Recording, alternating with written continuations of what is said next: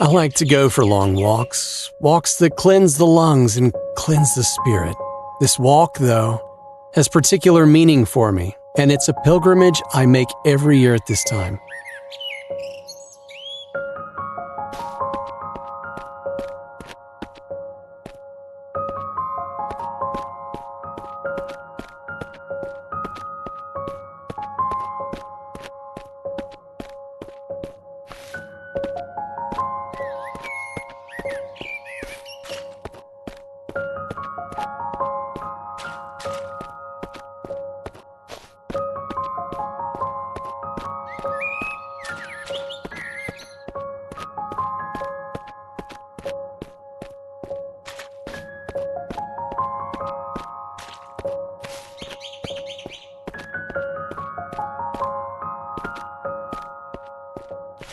I can remember every detail of my wife's appearance, even though she's been gone for nearly 10 years.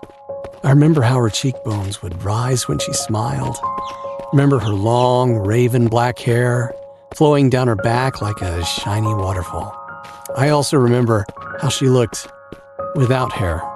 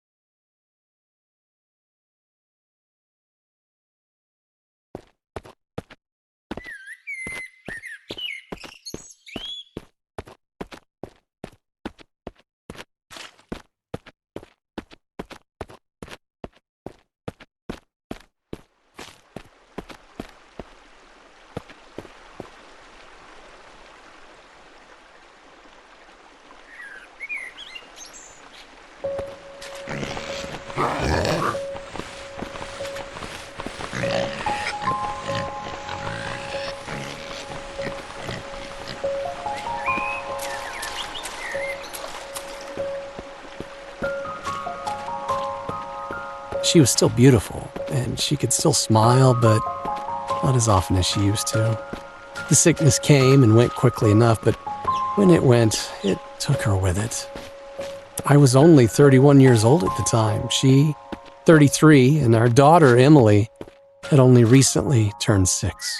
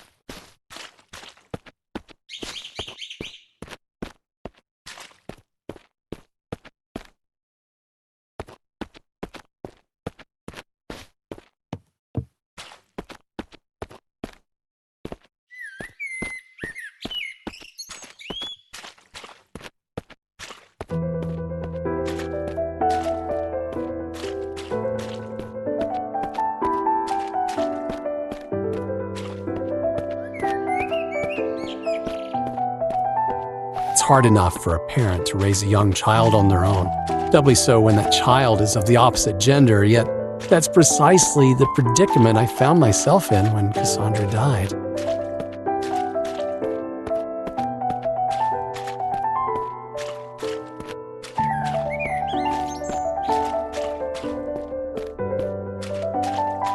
By all means, both sets of grandparents did their best to help out, but my pride dictated that I could only ask so much of them.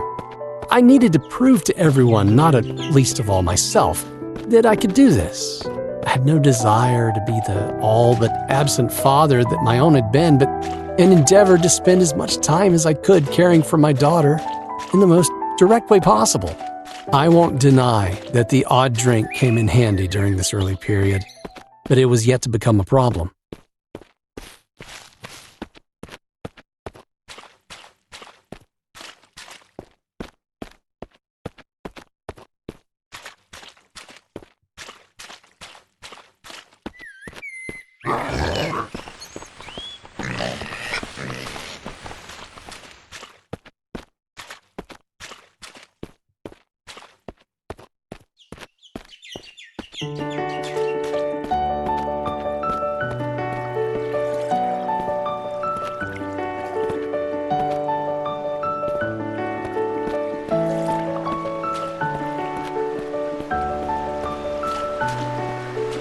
Much greater challenges in the early days were the ones that people would think almost trivial.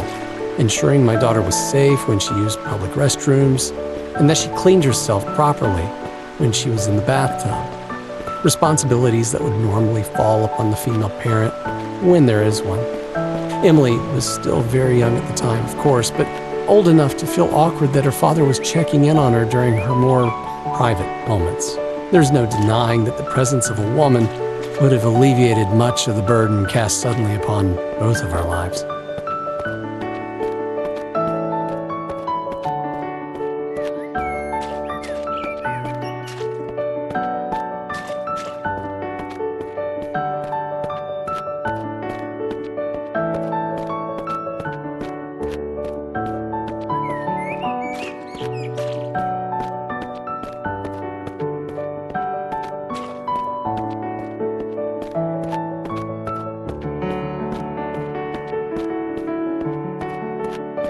It's not like I didn't try to meet other women after Cassandra's passing.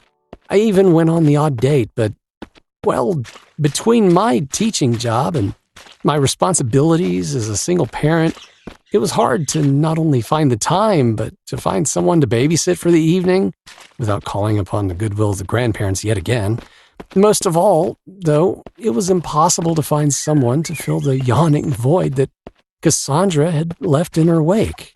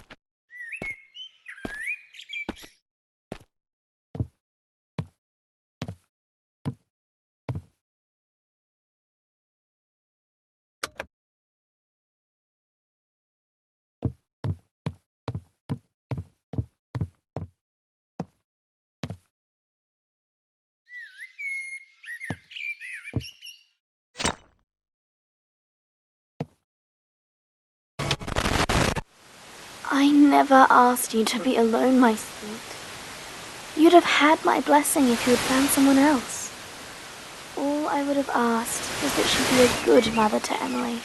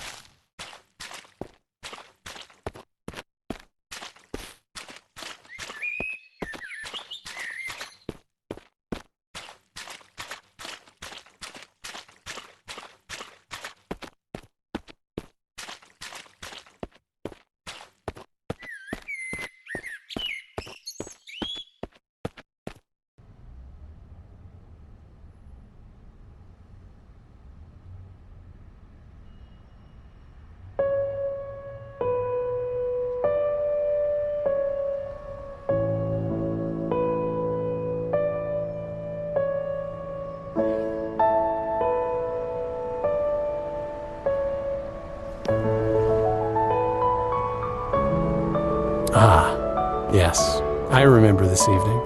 My wife left a note for me with a friend of ours who worked at a place called Danny's Cafe. Oh, she always did like her little games. We had a lot of good times in this district, made a lot of good friends, enjoyed a lot of good meals, but there are, unfortunately, other memories which I associate with this place.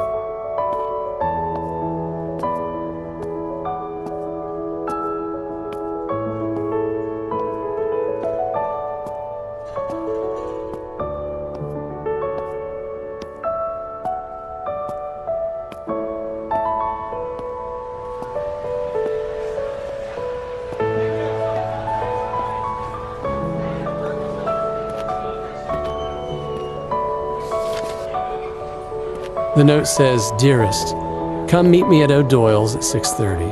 Oh, but one small favor along the way. Emily says she left Axel in the playground.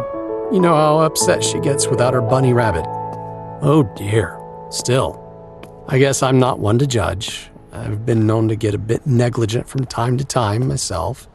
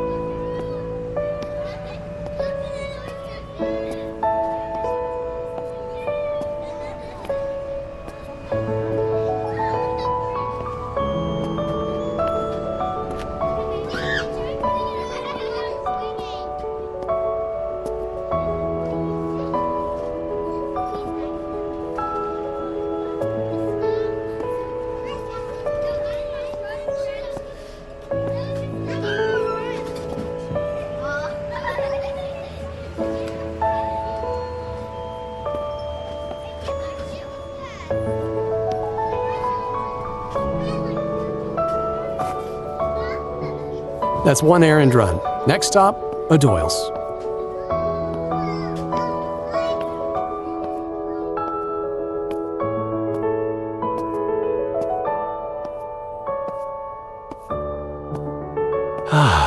The aromas of this district, the delectable scent of recently roasted coffee beans, freshly cut cake, and all manner of chocolatey delights.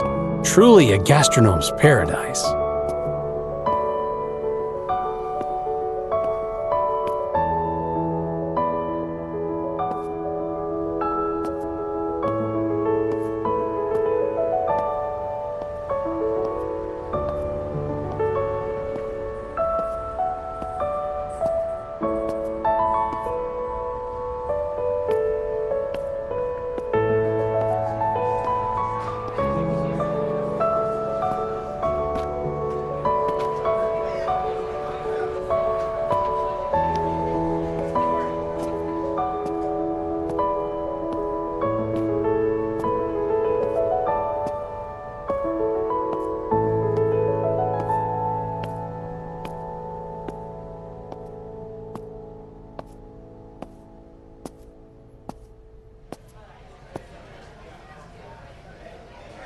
The last time Cassandra asked me to meet her here at night, it was to tell me she was pregnant. I wonder what the big news will be this time.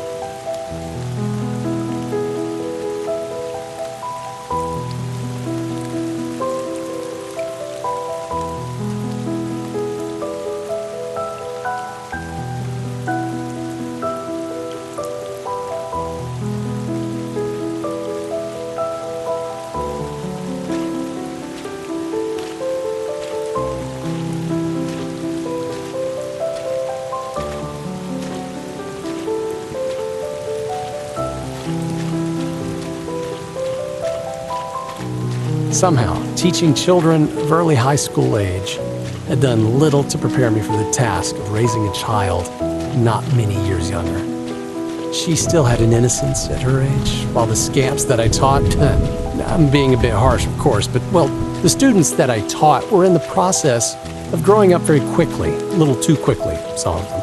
I sincerely hoped that my Emily wouldn't be quite so precocious by the time she was that age.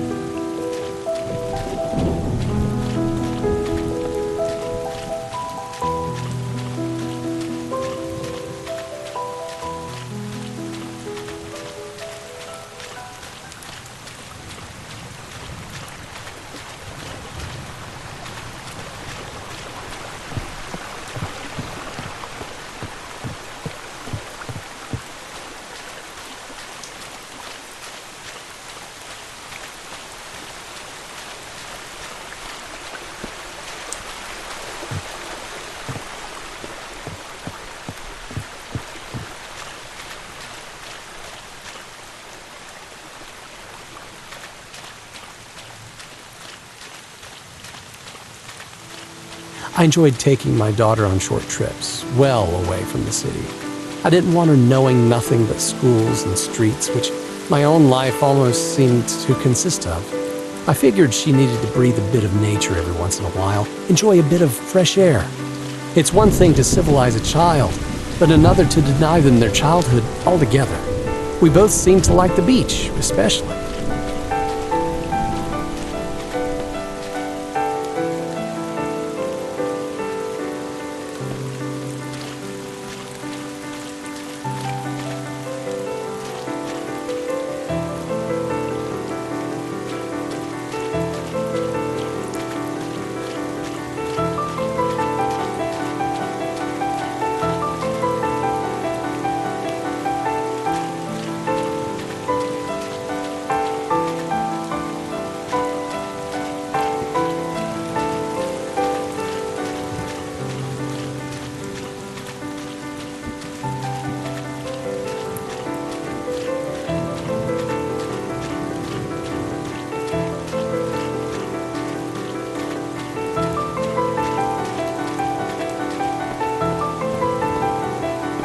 Emily loved the water. In another life, I believe she could have easily been a fish. Sometimes I even called her my little mermaid. She loved the sand too, and liked to build things with it. One day, I helped her make a fairy tale castle and cast her, only in her mind of course, as a kind of mermaid Rapunzel, trapped in a tower far beneath the water, her long hair flowing with the whims of the waves.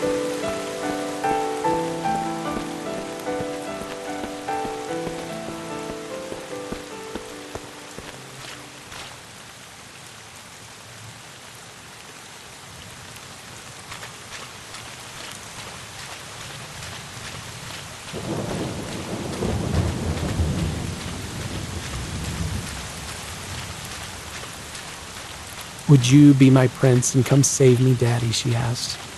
"No, sweetie, that'll be another man. We just don't know who yet. But one day your prince will come." I further hoped to myself, and only to myself, that the man in question wouldn't merely break her heart. I wished nothing more for her than to find the happily ever after that eludes so many others.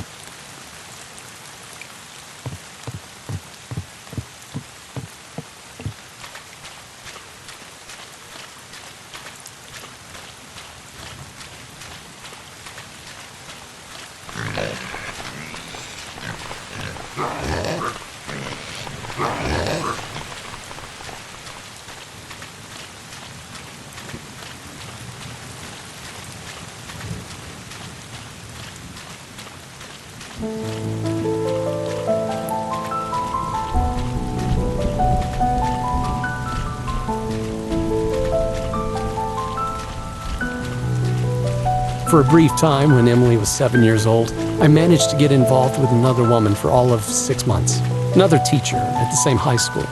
When that ended, we did our best to go back to just being friends and colleagues, but it wasn't long before the woman in question happened to find herself a job at another school. I never knew whether I was the primary cause for her leaving, but knew that it was probably for the best. She only met Emily once. I don't think Emily liked her very much. Yeah, it was probably for the best.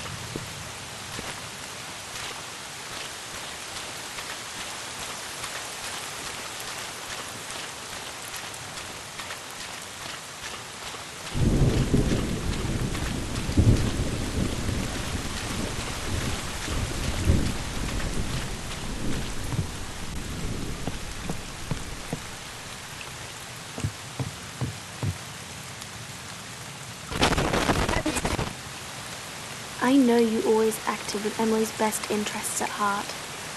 And mine when I was alive. You were a good husband. And a good father. Nobody's perfect.